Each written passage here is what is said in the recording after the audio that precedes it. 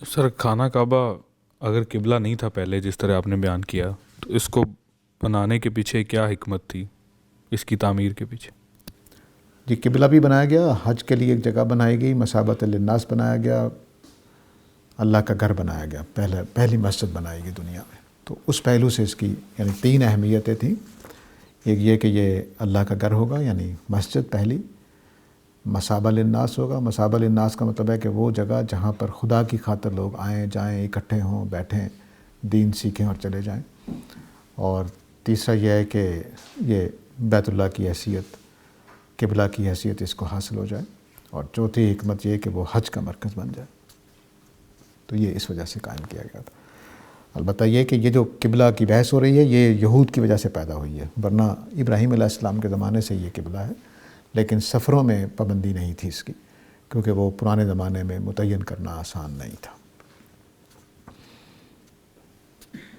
شبانہ انصاری صاحبہ کا سوال ہے کہ سر پہلی وحی کون سی تھی؟ روایات میں تو مختلف صورت بتائی جاتی ہے، کیا دلیل ہے پہلی صورت جو ہے اس کی؟ دیکھیے، پہلی جو وحی لگتی ہے ہونی چاہیے اپنے مضمون کے اعتبار سے وہ سورہ فاتحہ ہے۔ باقی جتنی بھی صورتیں بتائی جاتی ہیں وہ مضمون کے اعتبار سے بہت بات کی ہیں۔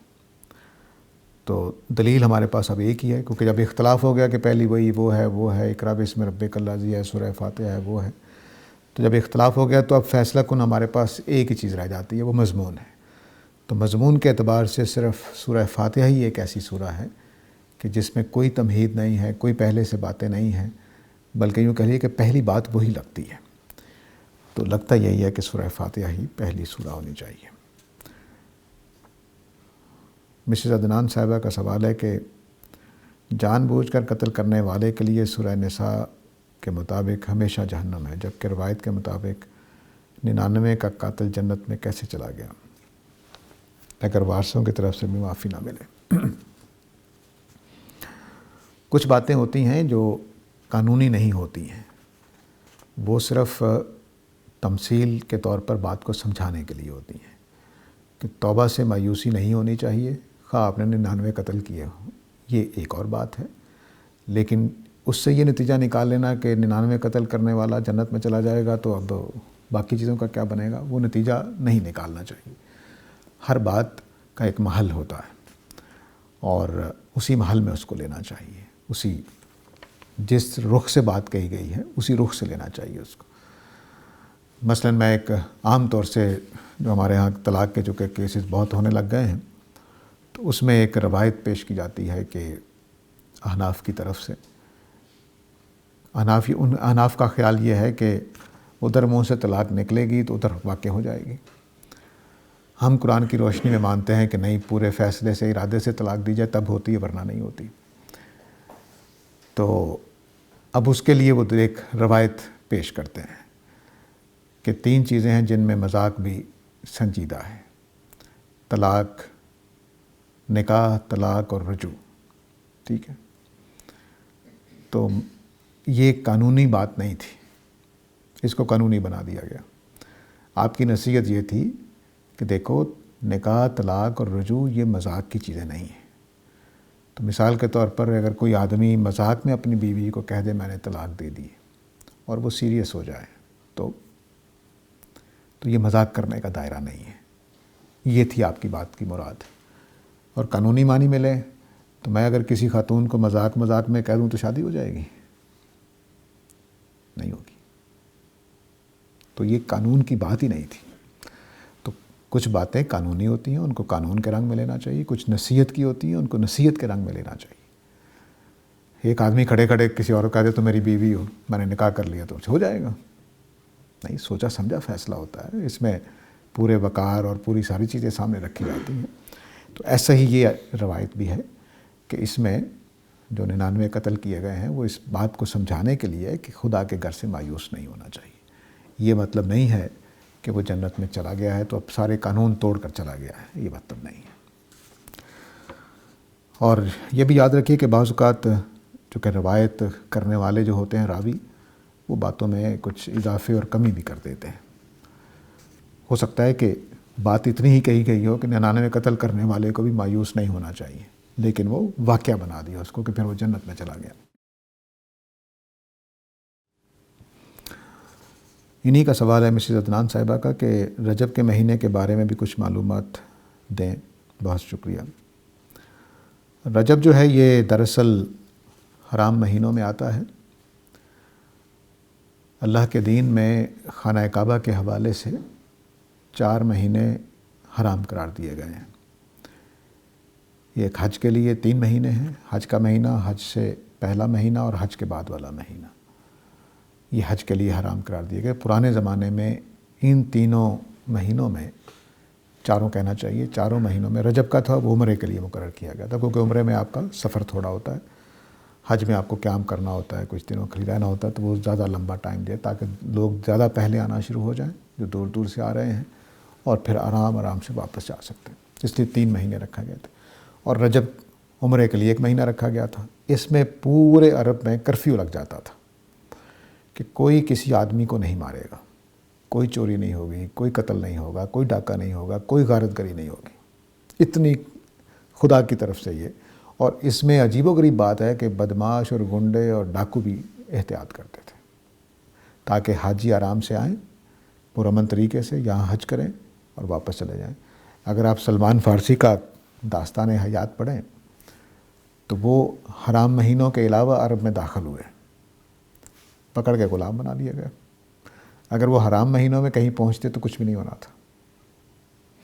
تو یہ اتنا خطرناک تھا یہ علاقہ کہ اس میں اگر آپ داخل ہو گئے ہیں، اکیلے تو جانا نہیں چاہیے، چلے گئے تو مارا جائے گا۔ ہمارے بھی بعض علاقے ملک میں بتائے جاتے ہیں کہ وہاں اکیلے نہیں جانا چاہیے۔ تو قبائلی علاقوں میں یہ عام چیز تھی کہ آدمی ہاتھ لگے گا تو بس غلام بن جائے گا، یا مال لوٹ جائے، قتل کر دیا جائے گا، یا غلام بنا لیا جائے گا۔ تو سلمان فارسی کے ساتھ ایسا ہی ہوا رضی اللہ عنہ۔ تو اس طرح سے یہ جو پرانے زمانے میں پھر اس کا حل یہ نکالا تھا کہ ابراہیم علیہ السلام کے زمانے ہی سے حاجیوں کے لیے اور عمرہ کرنے والوں کے لیے یہ 4 مہینے مقرر کر دیے گئے تھے۔ تو رجب کی یہ حیثیت ہے کہ اس میں عمرے کے لیے مقرر کیا گیا تھا، لیکن اب اللہ کا شکر ہے کہ دنیا اس پرامن زمانے میں چلی گئی ہے کہ ہم کسی بھی وقت حج اور عمرے کے لیے جا سکتے ہیں۔ سجاد بشیر صاحب کا سوال ہے جی کہ کیا مذہب غربت کی تحسین کرتا ہے؟ اگر نہیں تو امیر ہونے کی ترغیب کیوں نہیں دیتا؟ اگر مذہب کا یہ کام نہیں تو غریب کا بنیادی مسئلہ حل کرنے میں مذہب کا کیا کردار ہے؟ دیکھیے بات یہ ہے کہ مذہب نہ غربت کی ترغیب دیتا ہے، نہ امیر ہونے کی، نہ وہ غریبوں کو بھی ڈانٹتا ہے، نہ امیروں کو بھی ڈانٹتا، نہ برا سمجھتا ہے، نہ اچھا سمجھتا۔ خدا نے اس کو بیان کیا ہے کہ میں نے اس دنیا کا نظام یہ بنایا ہے کہ کسی کو کم دیا ہے، کسی کو زیادہ دیا ہے، تاکہ تم ایک دوسرے کے کام آ سکو۔ مثلا مجھے اللہ نے مزدور بنایا ہے تو آپ کو گھر بنانے والا بنا دیا ہے۔ میں آپ کے گھر بنا کر مزدوری کروں گا، پیسے کما لوں گا۔ آپ میرے محتاج ہیں گھر بنانے کے لیے، میں آپ کا محتاج ہوں۔ تو اس کو قرآن مجید نے بیان کیا ہے کہ ایک دوسرے کے کام آنے کے لیے میں نے بنایا ہے۔ نظام یہ بنایا گیا ہے کہ ہم ایک دوسرے کی ضرورت بن جائے، ایک دوسرے کے لیے روزگار کا ذریعہ بن جائے، اور ایک دوسرے کے ساتھ ہمارا تعاون ہونا شروع ہو جائے۔ تو یہ وہ نقشہ ہے جس پر کائنات کو بنایا گیا ہے۔ اب اس کے لیے لازم تھا کہ سب کو برابر رزق نہ دیا جائے، لازم تھا، اور رزق خود بخود نہ دیا جائے، کمانے کا طریقہ کوئی بنایا جائے گا، یہ لازمی سی بات تھی۔ اگر سارے ہی امیر ہو جائیں تو اب امیر ملکوں میں دیکھیں ان کو کیا کرنا پڑتا ہے پھر، کہ باہر سے لوگ منگوانے پڑتے ہیں مزدور، اپنے ملک میں ختم ہو جاتے ہیں۔ تو اللہ تعالیٰ نے چونکہ سرحدیں بند نہیں کی تھی، ہر جگہ پہ ایسے لوگ رہنے چاہیے تھے، وہ خود ہی سرحدیں بند کرتے ہیں، پھر پچھتاتے ہیں، پھر لوگ باہر سے منگواتے ہیں۔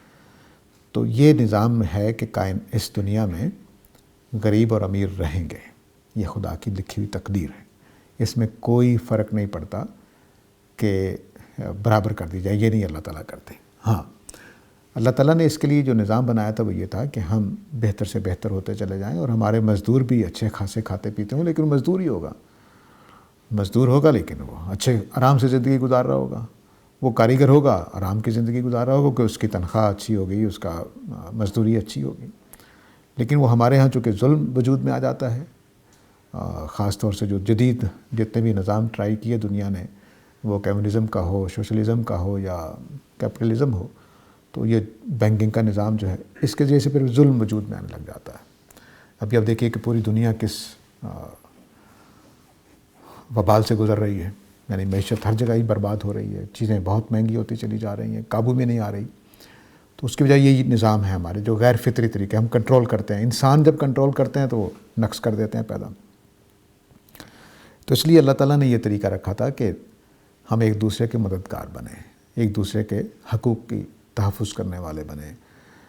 کمانے والا اللہ کا دوست ہوتا ہے، ٹائم پہ مزدوری دینے والا اللہ کا دوست ہوتا ہے۔ یہ چیزیں اللہ تعالیٰ نے پروموٹ کروائی تھیں کہ ہم اچھے اخلاقی انسان بنیں، پسینہ خشک ہونے سے پہلے مزدوری دینی ہے۔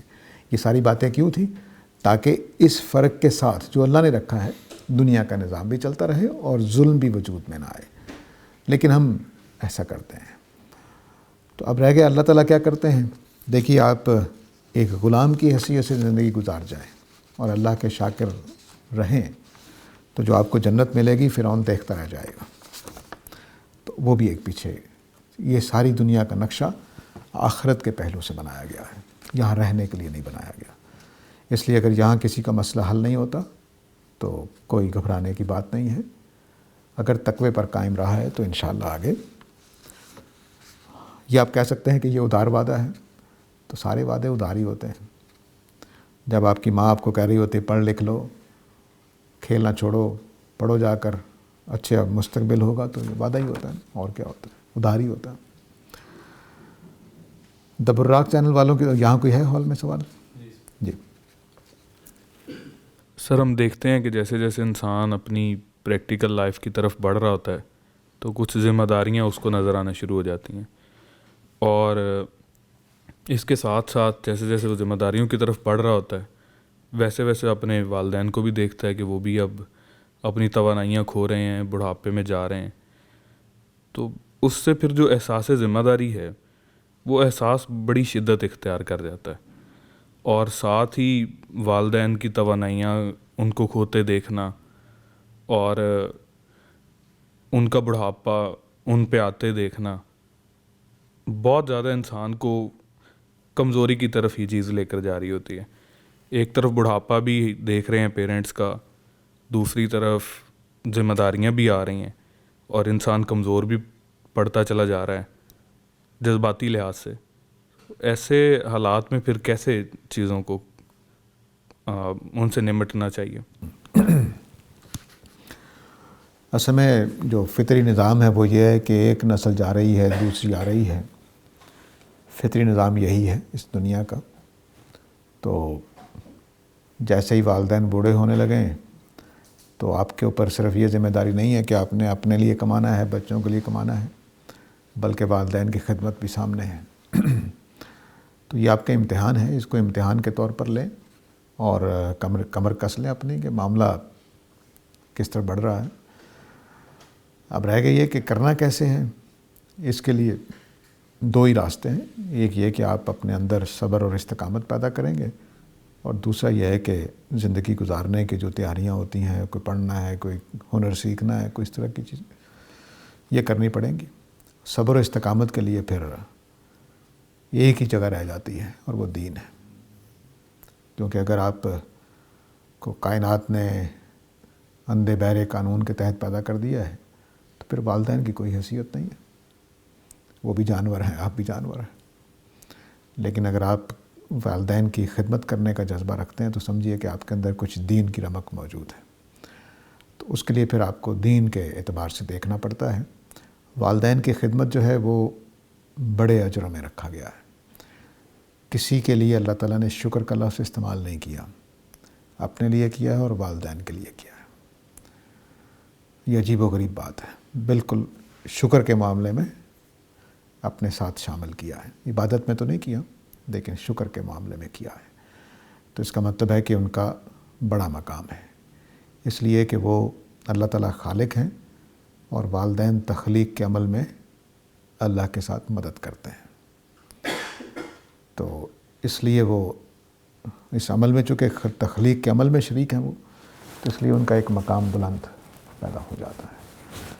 تو والدین بوڑھے ہوں، کمزور ہوں، بیمار ہوں، چڑچڑے ہوں، تو آپ لوگوں نے ان کی خدمت کرنی ہے تو آپ کو اجر ملے گا بہت بڑا.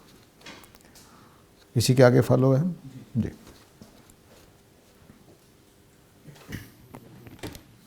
فالو اپ یہ ہے اس کا کہ بات تو یہ سمجھ میں آتی ہے اور ایک اس کا اچھا جواب بھی یہی ہو سکتا ہے جو آپ نے دیا ہے.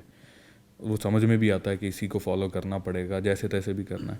لیکن جس دور میں ہم لوگ ابھی جی رہے ہیں, اس قدر تیز زندگی ہے, اس اتنی تیز زندگی میں ان چیزوں کے ساتھ کوپ اپ کرنا بڑا ایک مشکل سا لگتا ہے. کہ ایک طرف مجھے پڑھنا بھی ہے, پڑھائیاں بھی آپ کو پتہ ہے کہ وہ لمبی چوڑی ہیں آج کل کی, اور سیٹ ہوتے ہوتے بھی آپ کو وقت لگے گا. لیکن خیر وہ سیٹ ہونے والی بات تو الگ, لیکن پڑھائی چونکہ اتنی لمبی ہے, آپ کو ہاسٹلز میں رہنا ہے, آپ کو گھر والوں سے دور رہنا ہے, پیرنٹس اکیلے گھر میں رہ رہے ہوتے ہیں, بچے سارے کے سارے پڑھنے چلے جاتے ہیں.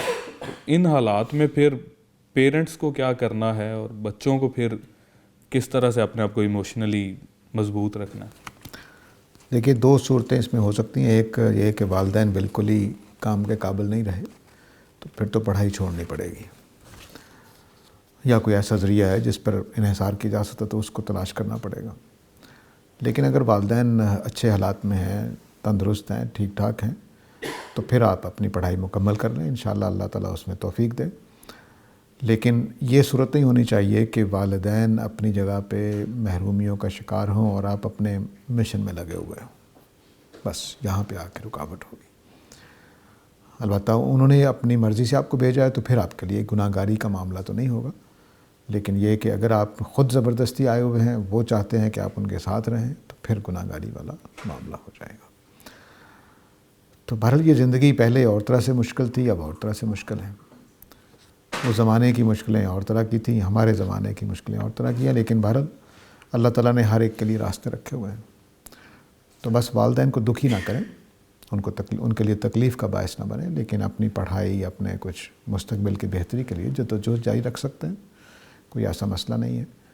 البتہ جب آپ کے سہارا چاہیے ہو ان کو, تو آپ کا کندھا ان کے پاس موجود ہونا چاہیے, یہ لازمی بات ہے, وگرنہ گناہ گار قرار پائیں گے. اور یہ بھی ہوتا ہے کہ تقسیم ہو سکتا ہے کہ ایک بھائی وہاں رہ رہا ہے, ایک آپ یہاں رہ رہے ہیں, اس طرح سے بھی ہو سکتا ہے. اگر کسی کے ایک سے زیادہ بھائی ہوں تو ایسا تقسیم کر لیں.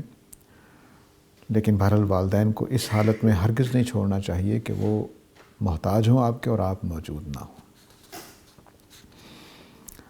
یہ براق چینل والوں کی طرف سے سوال ہے جی. السلام علیکم. وعلیکم السلام جی.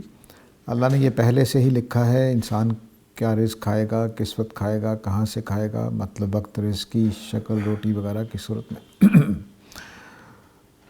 دیکھیے یہ دنیا تقدیر اور آزادی دونوں کا ملغوبہ ہے. آزادی اور تقدیر دونوں کا ملغوبہ ہے. اس میں کچھ چیزیں اللہ نے فکس کر دی ہیں, کچھ چیزیں آپ پر چھوڑ دی ہیں. جو چیزیں فکس کر دی ہیں وہ فکس ہیں, سوائے اس کے کہ اللہ ہی کی منشا سے وہ تبدیل ہو جائیں. اور جو آزاد ہیں وہ آپ کے ہاتھوں سے لکھی جاتی ہیں. تو اس وجہ سے میں اس کو سمجھانے کے لیے ایک مثال استعمال کرتا ہوں, وہ ویڈیو گیمز کی ہے.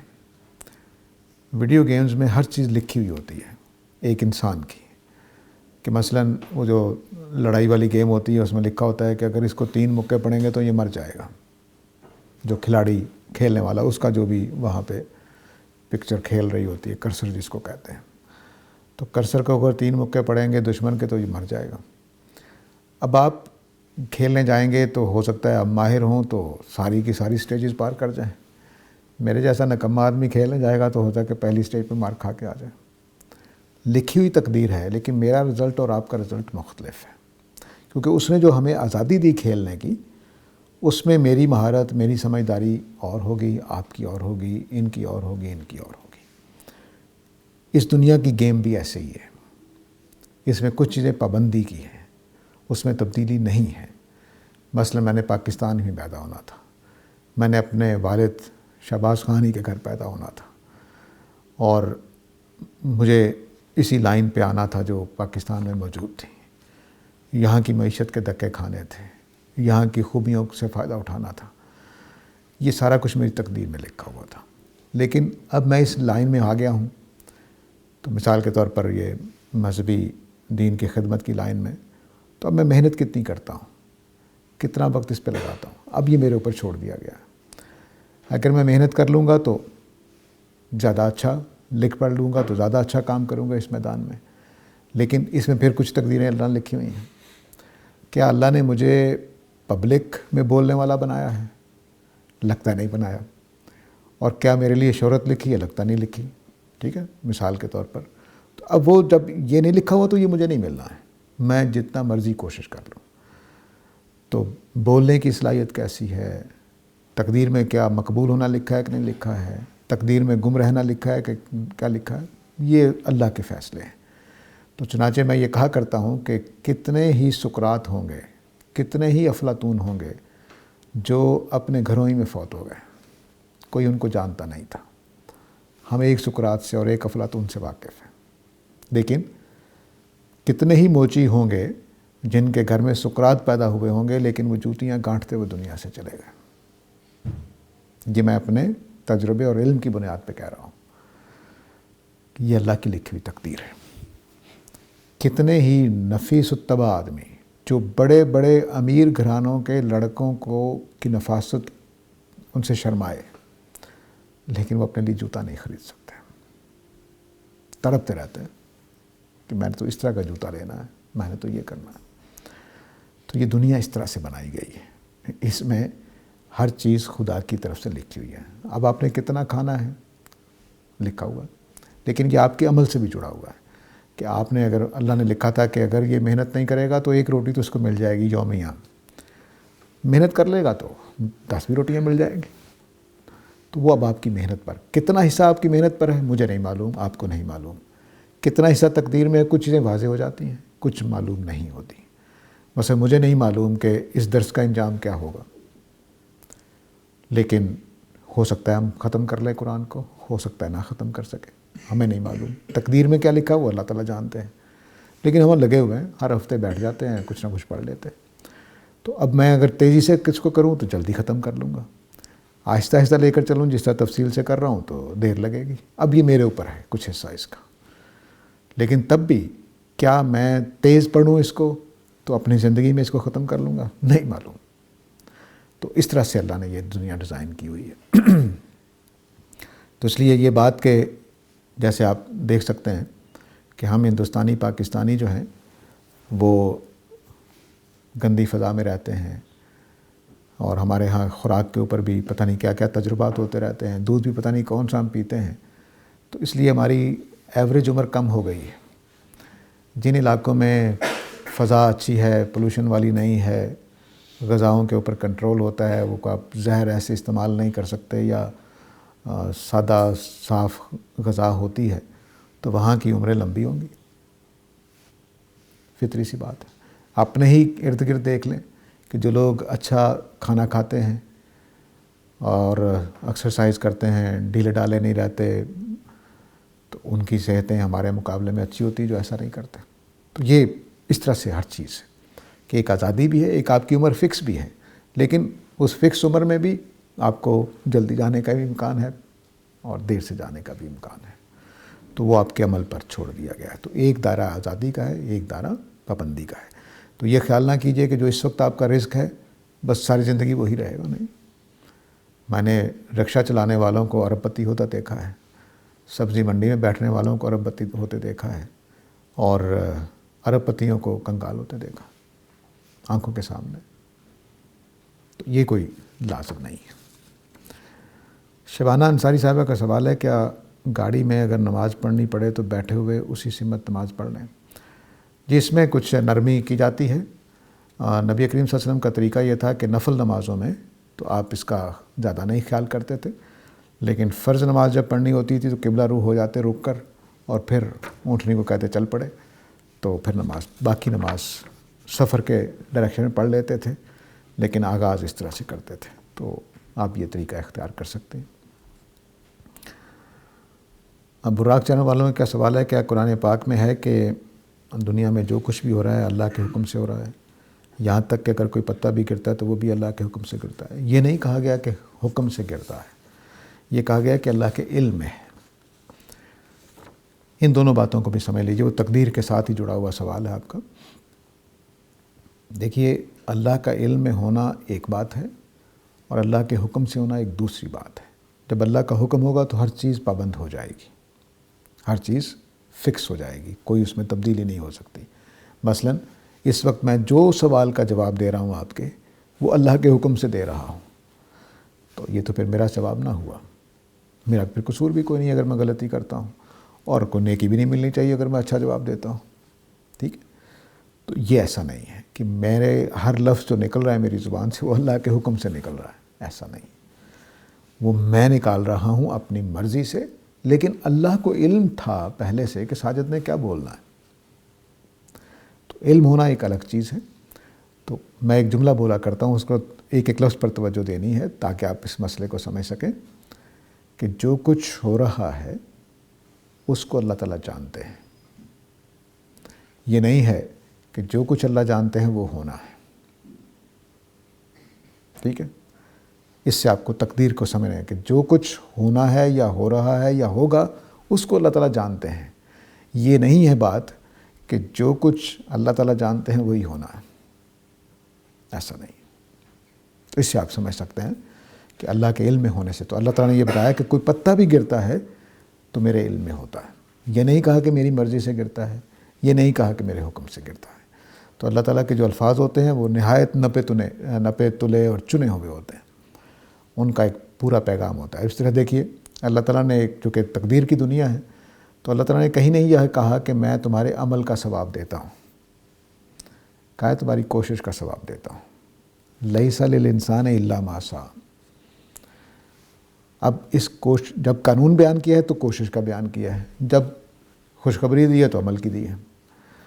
مطلب کیا ہوا کہ کوشش تک آدمی آزاد ہے, کوشش کے بعد آزاد نہیں, آگے تقدیر ہے. میں اور آپ صرف کوشش تک آزاد ہیں, اس کے آگے تقدیر ہے. مثلا میں نے کوشش کی کہ ٹائم پر عشاء پڑھ لوں, لیکن جا رہا تھا پڑھنے کے لیے, سڑک پہ حادثہ ہو گیا. میں اس آدمی کو سنبھالنے لگ گیا جو جس کو چوٹ لگی ہے, اٹھا کر اسپتال لے گیا, نماز نکل گئی, یعنی ٹائم پر نہیں پڑھ سکا.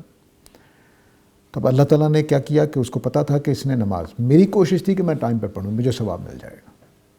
اس لیے نبی کریم صلی اللہ علیہ وسلم دیکھیے اس اصول پر کتنی باتیں آپ نے فرمائی کہ جب تم نماز کے لیے نکلو تو بھاگ کر نہ جایا کرو, کیونکہ تم حالت نماز میں ہو, کوشش تم نے شروع کر دی ہے. تب جو رکعت نکل جائے گی تو کوئی بات نہیں, تمہیں جماعت کا ثواب ہو جائے گا. اس لیے پھر چاروں رکعتوں میں کسی جگہ بھی مل جائیں آپ تو آپ کو جماعت کا ثواب ہو جاتا ہے, کیونکہ آپ نے کوشش کی ہے اس کے لیے.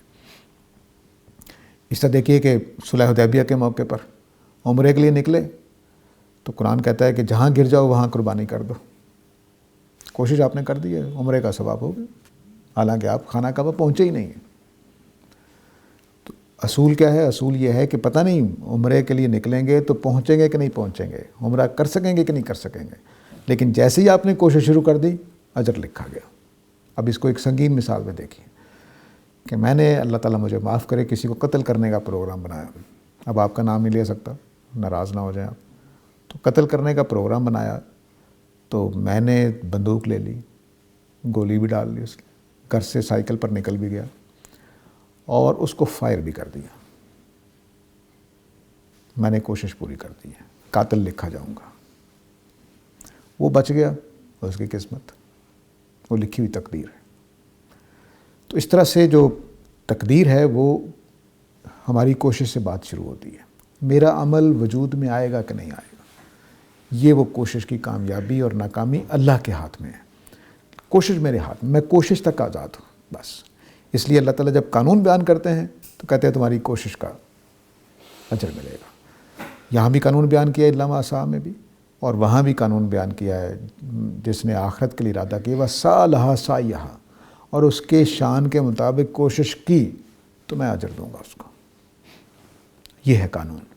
تو اس طرح سے جتنی بھی آپ تقدیر کا مسئلہ ہے تو دو پہلوؤں سے اس کو سمجھیں, علم اور لکھا ہوا ہونا, یہ دو مختلف چیزیں ہیں. تو جو کچھ ہونا ہے اس کا اللہ کو علم ہے, یہ نہیں کہ جو کچھ لکھا ہوا ہے وہ ہوگا, نہیں, ایسا نہیں ہے. جو کچھ ہونا ہے وہ اللہ کو علم ہے, وہی وہاں لکھا ہوا ہے. اور دوسری بات یہ کہ اللہ تعالیٰ نے کوشش سے پہلے سب چیزیں آزاد ہیں، وہ آپ کی ہیں. ہو جائے گی کوشش کامیاب یا نہیں ہوگی، یہ اللہ کی لکھی ہوئی تقدیر کے مطابق ہے. تو کس آدمی کو مرنا ہے یہ تقدیر کے مطابق ہی ہونا چاہیے، ورنہ دنیا میں فساد پیدا ہو جائے گا. تو اللہ نے اس کو پابند کر دیا ہے تقدیر کو. تقدیر کا ایک حصہ آپ کے ہاتھ میں، ایک حصہ اللہ کے ہاتھ میں. زہرا امام صاحبہ کا سوال ہے کہ آج کل رسالت پر ایمان کیسے ظاہر ہوگا؟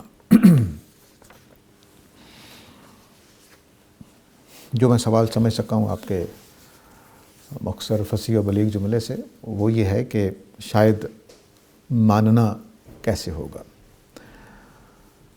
نبی کریم صلی اللہ علیہ وسلم کو ماننے کے لیے دیکھیے کہ جو باتیں جاننی چاہیے. نبی کریم صلی اللہ علیہ وسلم کے میں نے شروع میں جب درس کا آغاز کیا تھا اس میں یہ واضح کرنے کی کوشش کی تھی کہ نبی کریم صلی اللہ علیہ وسلم کی نبوت کا ثبوت صرف عقلی نہیں ہے بلکہ حسی بھی ہے، ٹینجیبل بھی ہے. دکھا دیا تھا اللہ تعالیٰ نے. اس کی تاریخ قرآن مجید میں اور سیرت النبی میں محفوظ ہے. مختصر طور پر بیان کرنے کی کوشش کرتا ہوں کہ نبی کریم صلی اللہ علیہ وسلم کو اللہ تعالیٰ نے کہا کہ یہ میرا بندہ ہے، میں نے اس کو رسول بنا کر بھیجا ہے، یہ لازماً غالب ہوگا، مل کر جو کرنا ہے کر لو. 23 سال کے عرصے میں غالب کر کے دکھا دیا، اور ایسا غالب کیا کہ اگلے زمانوں میں آنے والی تہذیبیں تبدیل کر کے رکھ دی، دنیا کی نئی تقدیر لکھ کے رکھ دی. ایسی کوئی مثال دنیا میں نہیں ہے. آپ کوئی بھی انقلاب اٹھا کر دیکھ لیں انسانی تاریخوں میں تو وہ کئی سو سال لگے ہوں گے. واحد نبی کریم صلی اللہ علیہ وسلم کا لایا ہوا انقلاب ہے جس میں 23 سال لگے ہیں. منٹگومری واٹ کوشش کرتا رہا ہے کہ ذرا کس طرح سے نکال لاؤں کہ عربوں کے ہاں کوئی گفتگو چل رہی تھی، کوئی تحریکیں چل رہی تھیں، تو نبی کریم صلی اللہ علیہ وسلم نے اس کو کیش کروایا. جتنی باتیں اس نے کی ہیں وہ انقلاب فرانس اور ادھر ادھر سے کر کے کی ہیں. ذرا قرآن میں بتائیں کہ قرآن مجید نے کون سا سوشل ایشو اٹھایا تھا کہ کوئی معاشی ظلم ہو رہے تھے، کوئی یہ ہو رہا تھا؟ کچھ بھی نہیں. وہ تو سارا بھرا ہوا ہے شرک سے. شرک نہیں کرنا، توحید اپنانی ہے. یہ کس دنیا میں انقلاب کا ذریعہ ہوتا ہے؟ یہ تو لڑائی لڑنے والی بات ہے. یعنی نبی کریم صلی اللہ علیہ وسلم جب کہتے تھے تمہارے یہ خدا درست نہیں ہے تو انقلاب کا راستہ بنا رہے تھے کہ مار کھانے کا راستہ بنا رہے تھے؟ نعوذ باللہ من ذالک. سارا عرب دشمن ہو گیا تھا. تو اس قرآن کو ذرا غور سے پڑھیے کہ یہ کیا کرتا ہے. یہ ایک ایک چیز کو اٹھا کے پھینک. ابھی ہم نے قبلے کی آیتیں پڑھی ہیں، وہ تمہارا قبلہ درست نہیں، یہ درست میں بنا رہا ہوں. کتنی سختی سے بات ہو رہی ہے. انقلابی آدمی کیا کرتے ہیں؟ عوام کو جو مسائل ہوتے ہیں ان کو حل کرنے کے نعرے لگاتے ہیں. آپ اپنی پچھلے 60-70 سال کی تاریخ سے واقف ہیں. تو نبی صلی اللہ علیہ وسلم نے تو ایسا کچھ نہیں کیا. یعنی نہ سیاسی لیڈر، نہ سماجی لیڈر بننے کی کوشش، نہ مسائل حل کرنے کی کوشش، کچھ بھی نہیں. سیدھا سیدھا توحید ہے، اخلاق ہے، نیکی ہے، اس پر آ جاؤ، نماز پڑھو، زکوٰۃ دو.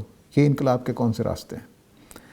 تو نبی کریم صلی اللہ علیہ وسلم نے جو دین لے کر آئے، جو پیغام لے کر آئے، وہ انقلابی پیغام نہیں تھا. وہ تو دینی پیغام تھا، خالصتاً دینی پیغام تھا، اصلاح کا نام تھا. اس کی بنیاد پر 23 سال کے عرصے میں، صرف 23 سال، پوری قوم تبدیل کر کے رکھ دی. وہ جو جان کے دشمن تھے وہ ساتھی بن گئے. قرآن نے اس کو بیان کیا ہے کہ یہ میں ہوں جس نے ان کے دل جوڑے ہیں. الف بین قلوب، میں نے جوڑے ہیں. اور یہ بتایا ہے کہ یہ جنگیں جو تم نے جیتی ہیں تم نے نہیں جیتی، میں نے جیتی ہیں. تو یہ اس کو اللہ تعالیٰ نے کہا کہ میں نے نبی صلی اللہ علیہ وسلم کے زمانے میں فرقان نازل کیا تھا. یعنی یہ واضح ہو گیا تھا کہ یہ نبی کریم صلی اللہ علیہ وسلم سچے رسول ہیں. واضح ہو گیا تھا. وہ اپنے بچوں ہی کی طرح پہچانتے تھے آپ کو، اس میں کوئی شبہ نہیں تھا. ایک ایک قدم پر آپ بدر کا واقعہ ذرا پڑھیے سیرت میں کہ نبی صلی اللہ علیہ وسلم نے بدر میں آنے سے پہلے کہا کہ اتبا یہاں گرے گا، شیبہ یہاں گرے گا، فلاں یہاں گرے گا، فلاں یہاں گرے گا. بعد میں ایسا ہی تھا. بدر کو ایک اور اینگل سے دیکھیے. بدر وہ واحد جنگ ہے دنیا کی تاریخ میں جس میں سپاہی کم لیڈر زیادہ مارے گئے. اٹھا کر دیکھ لیجیے کون سی جنگ ہے جس میں سارے سپہ سالار مارے جائیں, سردار سارے مارے جائیں اور عوام واپس چلے جائیں. سپاہی جو تھے, بتا دیجیے. یہ وہ شخص ہیں جن کو محمد رسول اللہ صلی اللہ علیہ وسلم کہتے ہیں. ان کی نبوت روز روشن کی طرح واضح ہے. میں ایک جسارت کیا کرتا ہوں, میں یہ کہتا ہوں کہ دنیا میں اس وقت خدا کی دلیلوں میں سے بھی ایک دلیل نبی کریم صلی اللہ علیہ وسلم ہے. اتنی نبوت ان کی واضح ہے. تو اس لیے یہ آج کی نبوت ہمیں منانا آسان ہے تو ضرور مانیے, لیکن قرآن مجید کو اس نظر سے پڑھیے کہ اس میں کیا. ہمارے فکر فراہی میں اتمام حجت کا ایک نام لیا جاتا ہے, آپ نے شاید سنا ہوگا. پرانی امت بھی لیتی تھی لیکن بیچ میں یہ کہیں گم ہو گیا. تو اتمام حجت کو میں نے پہلی دفعہ یہ عرض کیا تھا کوئی 1999 97 میں کہ یہ اللہ تعالیٰ کی دلیل ہے کہ میں موجود ہوں. رسولوں کے ذریعے سے اتمام حجت اس بات کی دلیل ہے کہ اللہ تعالیٰ موجود ہے. تو اس لیے میرے خیال میں قرآن مجید کو اس اعتبار سے پڑھیے کہ یہ نبی کریم صلی اللہ علیہ وسلم کی نبوت کو کیسے پیش کرتا ہے. سیرت النبی کو اس اعتبار سے پڑھیے گا تو آپ کو یہ حیرت انگیز بات واضح ہوگی کہ ایک تنہا شخص جس کا باپ نہیں ہے, جس کی ماں نہیں ہے, جس کا دادا فوت ہو چکا ہے, جس کے چچا نے ایمان میں ساتھ دینے سے انکار کر دیا ہے, جس کو گھر سے نکال دیا جانے کی دھمکیاں ہو رہی ہیں, قتل کیے جانے کا پروگرام بن رہے ہیں, جس کے ساتھیوں پر ظلم ڈھائے جا رہے ہیں, وہ شخص 23 سال کے عرصے میں کیا کچھ کر دیتا. یہ آپ کے لیے ناقابل یقین تجربہ ہے.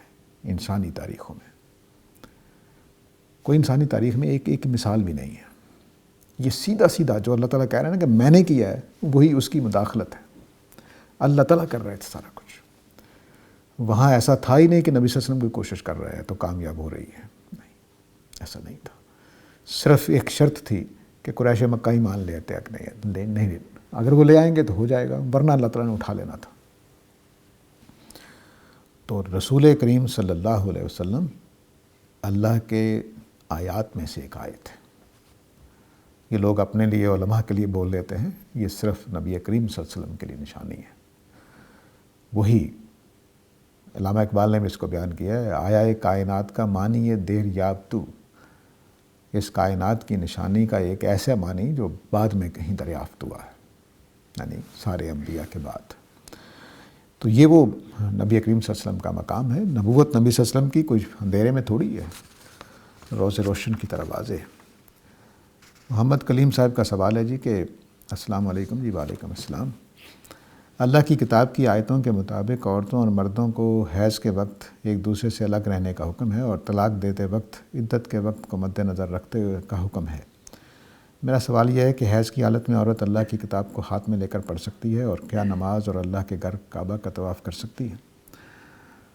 نماز اور کعبہ کا طواف تو نہیں کر سکتی, واضح ہے. البتہ قرآن پڑھنے میں اختلاف ہے. اس کی وجہ یہ ہے کہ قرآن مجید کی ایک آیت ہے کہ جو فرشتوں کے بارے میں تھی, لا یمسہ الا المطہرون, کہ لوح محفوظ میں جو اللہ کی کتاب ہے اس کو پاکیزہ فرشتے ہی ہاتھ لگاتے ہیں. اس سے پھر قیاس کیا گیا کہ ہمیں بھی پاکیزہ حالت میں قرآن پڑھنا چاہیے. تو یہ عادات کی چیز ہے. اگر کسی موقع پر کوئی صورت ناگزیر ہو جائے تو پڑھ سکتی ہیں. بعض لوگوں نے یہ کہا ہے کہ دستانے بیٹھ کے پڑھ لیں, کچھ اس طرح کی. آج کل ہمارے پاس کتاب اللہ کو پکڑنے کی ضرورت نہیں ہوتی, موبائل میں آپ کے ہاتھ میں ہے, آپ کس طرح سے پڑھ سکتے ہیں. تو ذکر کرنے میں, پڑھنے پڑھانے میں ممانعت نہیں ہے, کیونکہ خواتین بچوں کو قرآن پڑھانے کا کام بھی کرتی تھی. تو اس لیے ہمارے ہاں اس طرح کے بہت نرم فتوے بھی موجود ہیں اور سخت بھی ہیں. تو بہرحال یہ اختلافی چیز ہے, آپ اپنے حالات کے مطابق اس کے مطابق عمل. حالات کا مطلب کیا ہے؟ ہر قوم میں ادب آداب کے سیغے طریقے مختلف ہوتے ہیں. مثلا اگر آپ عربوں کو دیکھیں گے تو وہ آرام سے قرآن مجید کرسی پر بھی رکھ دیں گے, میں آپ نہیں رکھیں گے.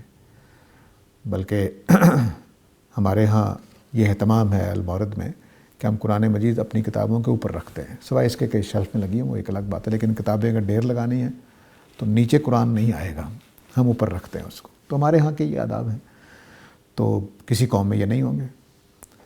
تو ٹھیک ہے. اب میں نے بائبل کے پڑھنے والوں کو دیکھا ہے وہ نیچے رکھ کے سرانہ بنایا ہوتا.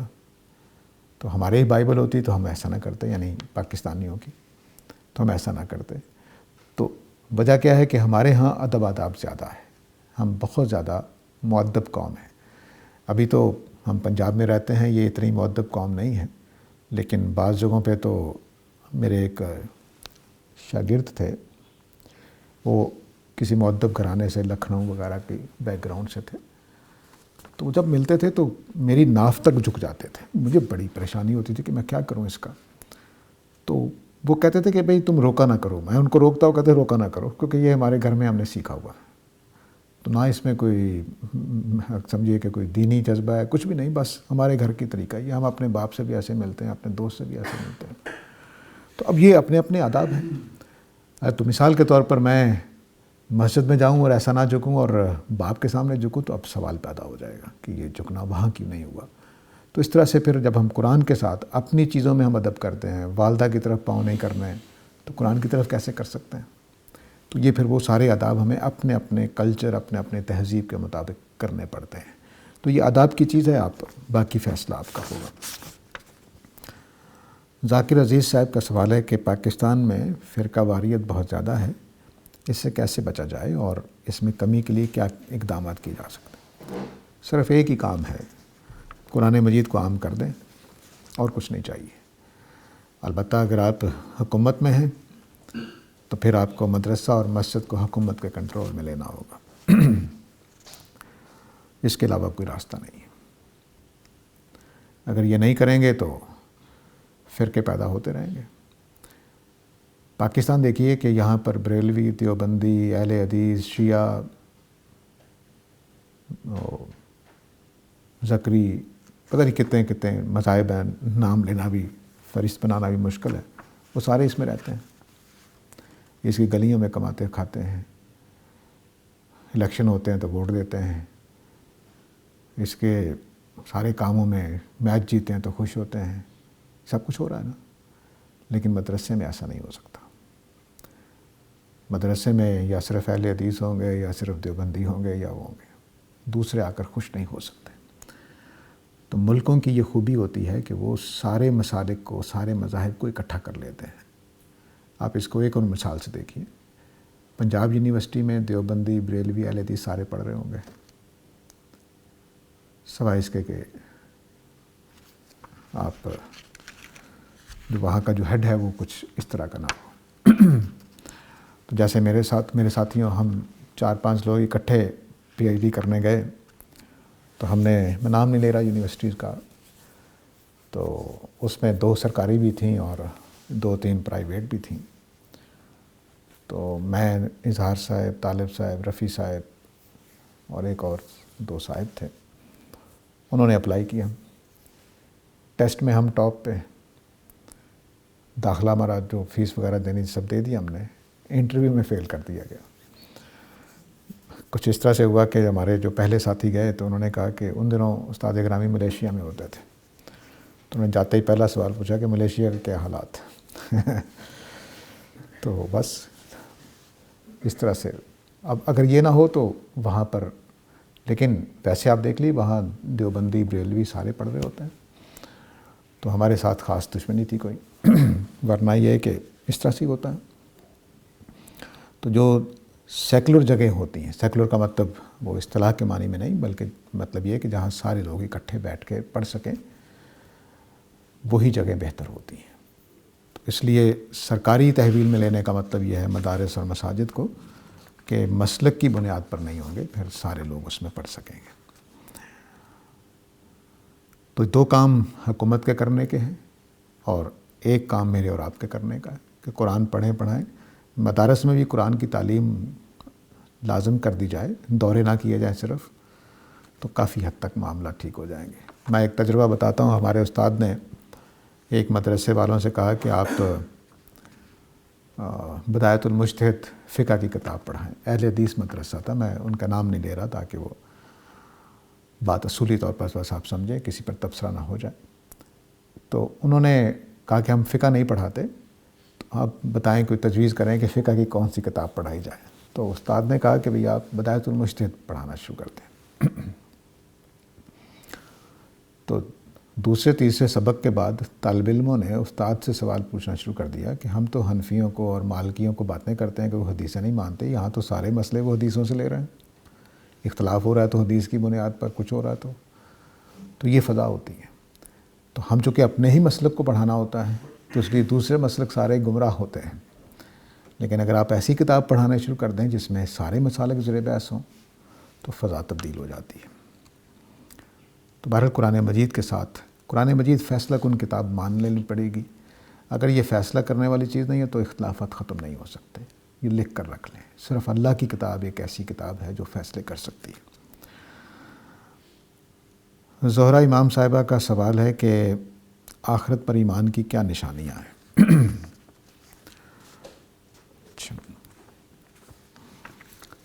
دیکھیے، دو چار موٹی موٹی باتیں عرض کر دیتا ہوں۔ میں اور آپ تمام انسان اخلاق کا شعور رکھتے ہیں۔ ہم ہوں یا انگریز ہوں یا ہندو ہوں یا آسٹریلین ہو، چینی، جاپانی ہوں، سارے کے سارے یہ تصور رکھتے ہیں کہ کچھ کام اچھے ہیں، کچھ برے ہیں۔ تو اگر برے کاموں کا انجام بھی موت ہے اور اچھے کاموں کا انجام بھی موت ہے تو پھر کرنے کی ضرورت کیا ہے؟ یعنی میں کیوں نیکی کروں جبکہ میں نے بھی مر کے ختم ہو جانا ہے، اور وہ جو ڈاکے ڈال کر لوگوں کے پیسے چھین کر رشوتیں لے کر عیش کر رہا ہے اس کا بھی انجام موت ہے، تو پھر میں بھی کیوں نہ وہ راستہ اختیار کروں۔ تو اس کو اللہ تعالیٰ نے دلیل بنایا ہے کہ جو نفس لوامہ ہے میرے اندر اور آپ کے اندر، وہ قیامت کی نشانی ہے کہ میرے اندر بھی یہ آگ لگی ہوئی ہے ہر وقت کہ تم غلط کر رہے ہو، صحیح کر رہے ہو، اور آپ کے اندر بھی لگی ہوئی آگ کہ یہ غلط ہے، یہ صحیح ہے۔ تو یہ قیامت کے فیصلوں کی نشاندہی کرتا ہے۔ تو میرا اور آپ کا ضمیر، تمام انسانوں کا ضمیر یہ چاہتا ہے کہ سچائیوں کے حق میں فیصلہ ہونا چاہیے اور برائیوں کے خلاف فیصلہ ہونا چاہیے۔ تو میرے اور آپ کے ضمیر کی گواہی قیامت کی گواہی ہے، یہ پہلی نشانی ہے۔ دوسری نشانی وہی ہے جو میں نے آپ کے رسالت والے سوال کے جواب میں عرض کیا کہ نبی کریم صلی اللہ علیہ وسلم آئے، انہوں نے آ کر اپنے آپ کو ثابت کیا، قرآن کو ثابت کیا اور بتایا کہ آخرت ہونی ہے، آپ انکار نہیں کر سکتے ہیں۔ یا اٹھ کر بتانا پڑے گا کہ نعوذ باللہ نبی کریم صلی اللہ علیہ وسلم اور قرآن سچے نہیں تھے۔ اگر یہ سچے ہیں تو یہ پیغام دے رہے ہیں۔ تورات، انجیل، قرآن، ویدیں، اپنشدیں ساری ایک بات کہہ رہی ہیں۔ تمام مذاہب کی یکساں گواہی ہے کہ یہ دنیا حساب کتاب کے لیے بنی ہے۔ حساب کتاب کیسے ہونا ہے اس میں اختلاف کیا انہوں نے، لیکن چونکہ ہم اللہ کی خالق کائنات کے دین پر عمل کرتے ہیں تو اس لیے اس میں یہ بتایا گیا کہ قیامت ہوگی اور اس دن فیصلہ ہوگا۔ کچھ چیزیں ایسی ہیں جو پیشین گوئیوں کے طور پر پیش کی جاتی ہیں، ان کو بھی آپ دیکھ سکتے ہیں۔ میں ایک دو کا آپ کے سامنے ذکر کر دیتا ہوں۔ نبی کریم صلی اللہ علیہ وسلم نے فرمایا تھا کہ عرب جو اس وقت ننگے پاؤں ہیں، ننگے بدن ہیں، یہ ایک وقت آئے گا کہ اونچی اونچی بلڈنگیں بنانے میں ایک دوسرے سے مقابلہ کریں گے۔ اس وقت دنیا میں سب سے اونچی بلڈنگز وہیں پائی جاتی ہیں اور مزید بنے جانے کا پروگرام موجود ہے۔ تو یہ آپ کو یقین نہیں ہوگا کہ عربوں نے یہ کام کیا ہے، جن کی صورتحال یہ ہے۔ مولانا اصلاحی کوئی 51-52 میں حج کرنے گئے ہیں، تو انہوں نے آ کے سفر نامہ لکھا حج کا۔ ظاہر ہے کہ آدمی جب اللہ کے گھر میں جاتا ہے تو اس کی کیفیات کیا ہوتی ہیں وہ آپ محسوس کر سکتے ہیں۔ تو انہوں نے بتایا کہ میں نے ایسے لوگوں کو دیکھا حج کرتے ہوئے کہ ان کے پاؤں میں کنکریاں چپ چپ کے سول بن گیا ہوا تھا ان کے پاؤں کا۔ یہ عربستان کی حالت تھی 51-52 میں۔ اب صحیح کرتے ہوئے لگتا ہے کہ ہم صحیح کر ہی نہیں رہے ہیں، ہموار راستے۔ تو یہ وہ صورتحال ہے جس میں عرب تھے 51-52 تک، اور حدیث وہ جو پیشین گوئی تھی اب پوری ہو رہی ہے. ٹھیک ہے. اسی طرح آپ نے فرمایا کہ ایک وقت آئے گا کہ غلام عورت اپنے آقا کو جنے گی، بلکہ ربتہا کے الفاظ بولے گئے، یعنی مالکن کو بھی ترجمہ کر سکتے ہیں آپ. یہ بھی ہمارے زمانے میں ہوا ہے. اس کی پرانے زمانے میں بڑی تعبیریں تھیں کہ بھئی وہ بچے نافرمان ہو جائیں گے، ماں پر حکمرانی کریں گے، یہ ہو جائے گا، وہ ہو جائے گا. وہ ہر زمانے میں رہا ہے. ہمارے زمانے میں 2 تعبیریں اس کی گئی ہیں. ایک تعبیر یہ کی گئی ہے کہ غلامی ختم ہو جائے گی، جو 1943-44 میں ختم کی گئی. تو راتوں رات جو لوگ غلام تھے وہ آزاد ہو گئے. تو اس رات جتنے بچے پیدا ہوئے وہ اپنے آقا تھے، آزاد تھے. ایک یہ تعبیر کی گئی. دوسری تعبیر، لیکن اس میں ابھی تک یہ نہیں ہوتا کہ جس نے جنا ہے وہ اس کا آقا ہو. ایک اور فنومینا ہمارے ہوا، وہ سیروگیٹ مدر کا. سیروگیٹ مدر کیا ہوتی ہے کہ ایک جوڑا اپنا بچہ کسی وجہ سے پیدا نہیں کرنا چاہتے، تو وہ کسی اور عورت کے رحم مادر کرائے پر لیتے ہیں کہ آپ ہمارا بچہ جن دیں. تو وہ یہ عورت اس جوڑے کی ایک طرح کی ہائر کردہ ہوتی ہے، ملازم ہوتی ہے یا جاب پہ ہوتی ہے. یہ ان کا جن کی یہ جو ان کے باس بن جاتے ہیں اس عورت کے، جس نے پے کرنا ہے اس کا بچہ جنتی ہے. تو بالکل ایسے لگتا ہے کہ لفظ پلس پورے کر دیے. یہ ہو گیا ہمارے زمانے میں. تو یہ نشانیاں ہیں. اگلا آپ کا سوال ہے رسالت پر ایمان کی کیا نشانیاں ہیں. وہ میں نے پہلے سوال میں عرض کر دیا تھا، امید ہے کہ نہیں پہنچی ہو بات تو دوبارہ کر لیجیے گا. شکر سے کیا مراد ہے، یہ یاسر محمود صاحب کا سوال ہے. پہلے سوال زہرا امام صاحبہ کے تھے. یاسر محمود صاحب کا سوال ہے کہ شکر کیا ہے؟ کیا صرف زبان سے کہہ دینا یا دل میں لانا کافی ہے، یا اس کا کوئی اور مطلب ہے؟ شکر دراصل ایکنالج کرنا ہے، جو لفظوں سے بھی ہوتا ہے، عمل سے بھی ہوتا ہے. شکر ایکنالج کرنا ہے. دوسرا، جیسا کسی کا عمل ہے ویسا اپنے رد عمل ظاہر کرنا ہے. یہ شکر کے 2 معنی ہیں. تو مثال کے طور پر اگر اللہ تعالیٰ خالق ہے تو خالق کے اعتبار سے اس کے ساتھ رویہ اختیار کرنا ہے. مثلا والدین کے ساتھ، تو والد کو والد ماننا اور خود بیٹا بن کر رہنا یہ شکر ہوگا. والدہ کو ماں ماننا اور خود ان کا بیٹا بن کر رہنا یہ شکر ہوگا. تو شکر یہ ہے کہ جو آپ کی پوزیشن ہے اور جو دوسرے کی پوزیشن ہے اس کے ساتھ ایکنالجمنٹ میں رہنا، یہی شکر ہے. اب اس کے لیے کچھ کام کرنے پڑتے ہیں، کچھ رویے ظاہر کرنے پڑتے ہیں، کچھ باتیں کہنی پڑتی ہیں. اعمال، رویے اور باتیں. اگر آپ کے اعمال شکر گزاری والے ہیں تو آپ نے تیسرا حصہ کام کا کیا ہے. اگر مثال کے طور پر آپ نے نماز تو پڑھی لیکن اللہ کو اللہ نہیں مانتے، رویہ آپ کا ویسا نہیں ہے، تو نماز پڑھنے کا کیا فائدہ ہوا؟ اور اگر آپ کلمہ گو نہیں ہیں، دل سے اقرار نہیں کرتے، تب بھی اس کا کوئی فائدہ نہیں ہے. تو نماز عمل ہو گیا. میرا طرز عمل خدا کے طرف سے آنے والی مصیبتیں، مشکلوں پر خوش رہتا ہوں یا ناراض ہوتا ہوں، یہ رویہ ہو جائے گا. اور میرا قول، اقرار، میں جو باتیں کر رہا ہوں وہ بھی اس کے مطابق ہو. تو شکر گزاری ان 3 پہلوؤں سے ہوتی ہے. خالی کہہ دینے سے نہیں ہوتا شکر.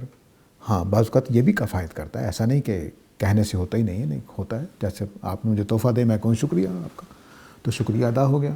لیکن آپ نے مجھے تحفہ دیا اور میں بھی نے بھی جواب میں تحفہ دیا، تو یہ زیادہ اچھا شکر ہو جائے گا. اور تو اب اللہ تعالیٰ کے ساتھ بھی ایسا ہی ہے کہ وہ ہمیں، ظاہر ہے کہ ہم اس کو تحفہ تو نہیں دے سکتے، تو ہم اس کے بندوں پر خرچ کر دیتے ہیں. یہ شکر گزاری ہو جاتی ہے. ہم اس کے آگے سر جھکا دیتے ہیں، یہ اس کی شکر گزاری ہو جاتی ہے. ہم ساری زندگی اس کے حکم کے خلاف نہیں چلتے، یہ شکر گزاری ہو جاتی ہے. تو یہ ہے شکر کا مفہوم، اگر سمجھا سکا ہوں تو. آخر دعوانا الحمدللہ رب العالمین.